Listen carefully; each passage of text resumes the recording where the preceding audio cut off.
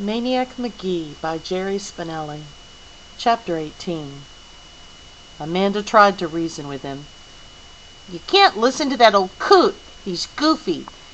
He's always saying stuff like that. You can't go because of something one nutty old coot says. Maniac pointed out that it wasn't the nutty old coot who chalked up the front of the house.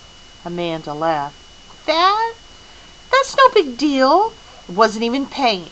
If they really meant it, they would have done it in paint. And anyway, don't you know they did my mother a favor? Gave her a chance to get out of the old bucket and do some serious scrubbing. Ever since the kids stopped crayoning the house, she hasn't known what to do with herself. Now she's happy again. Maniac didn't answer. Amanda didn't understand that most of the hurt he felt was not for himself, but for her and the rest of the family. She stomped her foot. You gotta stay. I don't gotta do anything. You go. You'll starve. Was I starving before I came here? You'll freeze to death in the winter. Your fingers will get so stiff they'll break off like icicles. I'll go somewhere. Somewhere? Like the deer pen? I'll be okay. Or maybe Prairie Dog Town, huh? How about that? She jabbed him. You could live in a gopher hole.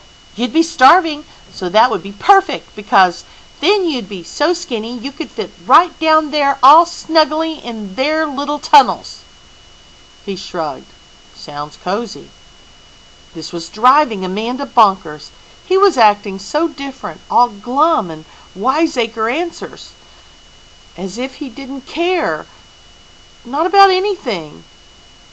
Yeah? Well, what are you going to do for a pillow, huh? I know you put my pillow on the floor. I'll use a hibernating gopher. Funny. And bathroom, huh? Where will you go to the bathroom? The bushes. McDonald's. Lots of places. She hated it. An answer for everything. And the scariest part was, he was probably right. If anybody could survive on the loose, it would be this kid who showed up from Hollidaysburg, who slept on floors, who outran dogs. He was making her so mad. She pointed at him. She sneered. Well, I'll tell you one thing, buddy boy. You better shut the door on your way out and lock it, because if I get my room back, I'm not giving it up again. So don't ever come crawling back here. She kicked him in the sneaker. You hear? Don't worry, he said flatly. And don't think you're taking any of my books with you this time either. And you can forget about ever getting a chance to open my Encyclopedia A, which I was almost ready to let you do before you went and started acting all poopy. He said, I'll join the library. She jumped up. Ha! You can't. No? No. You need a library card. I'll get one. Ha ha! You can't get a library card without an address. She regretted it as soon as she said it. His head swung. His eyes met hers. His eyes said, Why did you say that? Her eyes couldn't answer. He got up, went out, and trotted up the street. Amanda cried. She tore a magazine in half. She punched the sofa. She kicked the easy chair. She kicked Bow Wow. Bow Wow went yelping into the kitchen. See? She yelled at the front door. See what you made me do, Jeffrey Magee? Jeffrey Maniac Crazy Man Bozo Magee? He wasn't back by lunch. He wasn't back by dinner. I'm going looking, Amanda told her worried parents. No one tried to stop her. She rode her bike all over East End, West End. She even went over to Bridgeport, practically got herself killed on the bridge. She never pedaled so much in her life. She didn't come home till after dark.